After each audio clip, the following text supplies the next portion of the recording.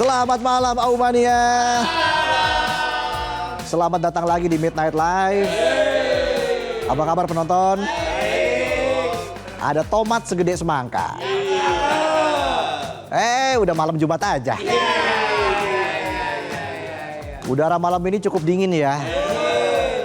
Memang tidak sedingin Antartika, tapi lebih dingin dari hubungan antar kita. Saking dinginnya pada pilek. Soalnya dari kemarin hujannya tuh awet. Jangan-jangan hujannya pakai formalin. Kan kalau gini terus jadi CLBK. Lama belum kering. Bye-bye meriang lo. Pakai kaos kaki basah demek. Cucian deh lo.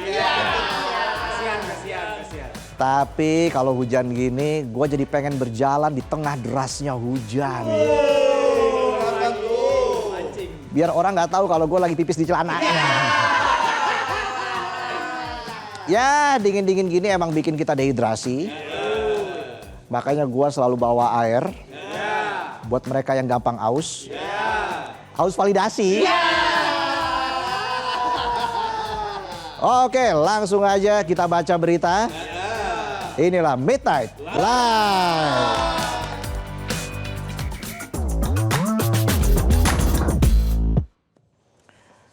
Berita malam ini lagi-lagi kita akan bahas soal kasus kekerasan seksual yang terjadi di sekolah.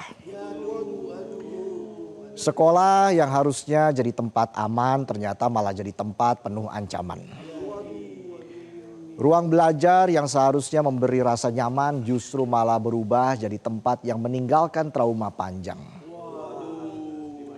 Dan ironisnya ancaman dan trauma itu bukan datang dari orang asing, tapi justru dari guru yang seharusnya melindungi murid-muridnya.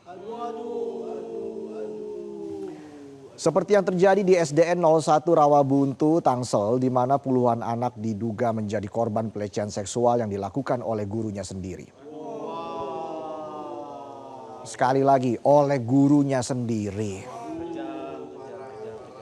Pelakunya adalah YP, seorang pria berusia 54 tahun yang memegang jabatan sebagai guru sekaligus wali kelas di SDN 01 Rawabuntu. Mentang-mentang namanya YP yang FYP kelakuan bejatnya. Gile kali ya. Iya. Aksi bejat YP awalnya terungkap setelah salah satu orang tua murid lapor kalau anaknya dilecehkan oleh kakak kelasnya sendiri. Setelah dilakukan penelusuran barulah diketahui bahwa ternyata si kakak kelas atau si pelaku anak pernah menjadi korban dari aksi bejat YP.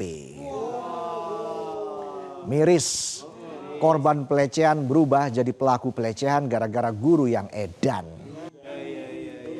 Ibarat kalau digigit zombie bakal berubah jadi zombie. Digigit zombie? Belum pernah ya? Kenapa zombie kalau nyerang rame-rame? Kalau sendirian zomblo.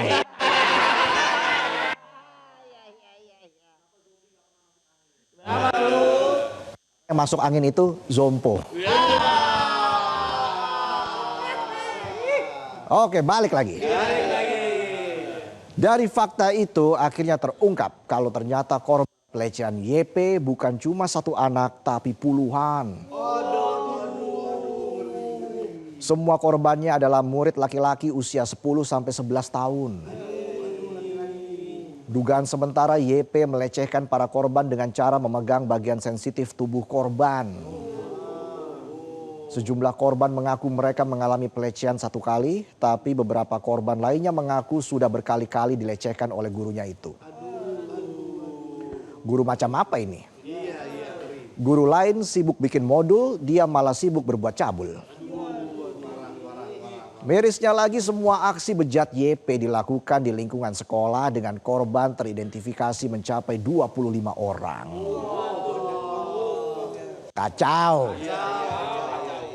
Orang kayak gini nih bagusnya nggak ada bagus-bagusnya juga sih. Iya. Gak cuma itu, dari hasil penyelidikan polisi, YP ternyata sudah melakukan aksi bejatnya sejak tahun 2023. Untuk kemungkinan jumlah korban masih akan terus bertambah. Yang jadi pertanyaan, ini di sekolah nggak ada guru lain apa gimana? Kok bisa si bejat ini dengan leluasa melakukan aksi Saiton ini dengan bebas di lingkungan sekolah?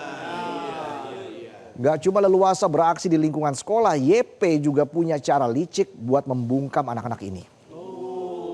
Jadi setiap kali selesai melancarkan aksi setannya, si pelaku selalu memberikan uang 5.000 sampai 10.000 rupiah sebagai uang tutup mulut.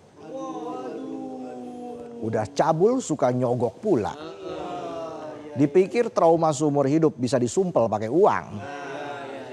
Mirisnya lagi, dari hasil pemeriksaan, YP ternyata kerap mendokumentasikan aksi bejatnya itu menggunakan ponsel. YP di akun media sosialnya. Tapi belum diketahui ada anak yang menjadi korban pencabulan atau tidak. Ironis. Kenapa megang mic nih? Aman kan? Aman, oke. Di saat orang semakin tua semakin rajin berdoa dan ngumpulin pahala, Pak Guru YP malah rajin ngumpulin dosa. Saking jahatnya, iblis aja insecure. Hingga saat ini baru ada 9 dari 25 korban yang melakukan pelaporan secara resmi. Sementara sejumlah orang tua murid korban lainnya masih merasa enggan melapor karena merasa malu. Kita paham rasa malu dan terpukul itu pasti luar biasa berat. Tapi tolong diingat, para orang tua dan anak-anak yang seharusnya malu itu ya si YP. Nah, saya pakai mic ya. Kayaknya ada yang nggak beres soalnya nih suaranya. Cek 1 2 3 cek. Ya. Cek. Harus jelas. Malu-maluin. Benar. YP itu malu-maluin. Betul, ngawur. Masa malu-malu out? Emangnya Clifford out? Jadi pelajaran juga nih ya buat kita semua. Jangan biarkan rasa takut malah bikin pelaku merasa menang. Nah, betul. Melapor justru adalah cara terbaik untuk memutus rantai trauma supaya nggak ada lagi anak lain yang jadi korban selanjutnya. Ayo berani. Untungnya aparat penegak hukum nggak cuma nunggu laporan lengkap buat bergerak. Meski beberapa orang tua masih ragu, polisi terus mengumpulkan data dan bukti kuat untuk menjerat si pelaku. Pendampingan untuk para korban juga terus dilakukan, mulai dari menggali keterangan, visum hingga trauma healing untuk mengurangi beban psikologis korban. YP sendiri saat ini sudah ditahan. Lucunya saat ditangkap, YP mengaku kilaf dan menyesal telah melakukan perbuatan bejatnya itu. Kilaf itu kalau lo ke warung niatnya beli tisu malah beli warungnya. Itu kilaf. Kalau melakukan aksi cabul selama bertahun-tahun dan korbannya sampai puluhan itu bukan kilaf tapi emang dasarnya bejat. Harusnya pilih salah satu aja antara nggak ada akhlak atau nggak ada otak. Ini malah diborong semua. Zombie juga malas ngegigit nggak ada otaknya. YP saat ini juga sudah ditetapkan sebagai tersangka dan terancam hukuman 12 tahun penjara. Dia juga terancam sanksi pemecatan tidak dengan hormat sebagai aparatur sipil negara. Tapi apakah hukuman terhadap pelaku sudah cukup? Karena jujur, mau dihukum sampai berkarat di penjara pun gak akan bisa hapus trauma para korban. Tambahin lagi hukumannya. Misalnya suruh ngitungin jumlah butiran beras di gudang Bulog. Trauma-trauma tuh. Dan kalau kita telusuri lebih dalam, kasus ini bukan cuma soal satu guru bejat yang lepas kendali. Tapi juga jadi bukti bahwa sistem perlindungan anak di negara kita masih jauh dari kata sempurna. Berdasarkan data Komisi Nasional Perempuan sepanjang 2020 sampai 2024 tercatat setidaknya terjadi 97 kasus kekerasan seksual di ranah pendidikan. Aduh. Bentuk kekerasan yang dialami korban bervariasi mulai dari pelecehan verbal dan fisik, perbuatan cabul hingga pemaksaan hubungan seksual. Aduh, ngeri, makin ngeri. Mirisnya dalam beberapa kasus lain ada pelaku yang justru mendapat perlindungan dari lingkungan pendidikan atau tokoh masyarakat setempat. Ngawur. Viralnya suatu kasus kekerasan seksual juga membuat korban semakin takut untuk melaporkan kasusnya. Padahal pemerintah udah punya aturan soal pencegahan dan penanggulangan kekerasan di lingkungan satuan pendidikan. Oh, gitu. Tapi temuan LBH Pendidikan justru menunjukkan kalau banyak sekolah yang belum paham bahkan belum tahu kalau aturan itu ada. Aduh, ngeri. Makanya harus dikasih paham dulu. Betul, biar paham. Kasih paham bos. Kasih paham, biar paham. Kasih paham. Iya. Direktur LBH Pendidikan Rezekinta Sofrizal menyebut minimnya sosialisasi bikin sekolah gagal paham sama kewajiban mereka buat nyiptain ruang belajar yang aman.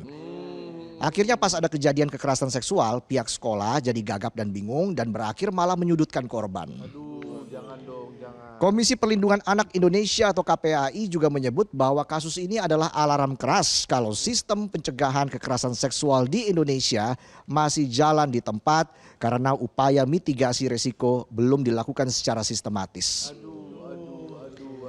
KPAI menyebut sekolah seharusnya nggak cuma jago bikin imbauan, tapi juga harus mengajarkan mereka soal batas tubuh yang tidak boleh disentuh, supaya mereka berani teriak Iya, harus. dan melapor Betul. kalau ada yang berlaku kurang ajar. Nah, iya harus diajarin. KPAI juga minta negara nggak kasih ampun dan wajib menerapkan pemberatan pidana bagi pelaku kekerasan seksual. Iya. Apalagi di kasus ini pelakunya adalah guru yang punya relasi kuasa buat nakut-nakutin muridnya. Nah, iya betul. Nah betul ini kalau kuasa itu dipakai buat merusak anak ya hukumannya harus berkali-kali lebih berat. Iya, harus. Kalau bisa hukuman 12 tahun untuk satu korban yang dia lecehkan. Nah, iya. Jadi kalau ada 25 korban kasih hukuman 12 kali 25 tahun penjara. Nah, benar. Biar tahu rasa. Benar.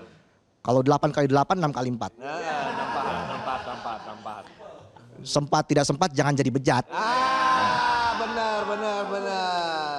Sementara itu psikolog anak Gloria Siagian menjelaskan anak yang mengalami pelecehan seksual biasanya berada dalam kondisi psikologis yang ambigu. Oh gitu. Di kondisi itu mereka biasanya bingung membedakan antara kejahatan atau kasih sayang. Dan kondisi itulah yang membuat anak malah memilih memendam rasa traumanya sendirian. Apalagi trauma anak itu bukan kayak luka yang kalau dikasih obat merah bisa langsung kering.